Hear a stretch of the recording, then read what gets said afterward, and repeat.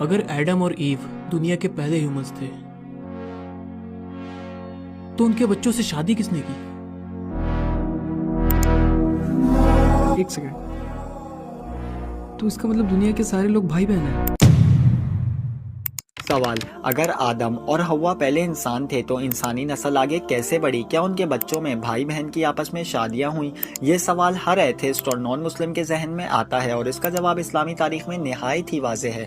ابتدائی دور میں جب زمین پر آدم اور حوا کی اولاد کے سوا کوئی نہیں تھا، تو نسل کو آگے بڑھانے کے لیے اللہ کے خاص اور عرضی حکم کے تحت ان کی اولاد میں شادیاں ہوئیں، جیسا کہ تفسیر ابن کثیر سورہ المائدہ آیت نمبر 27 میں لکھا ہے۔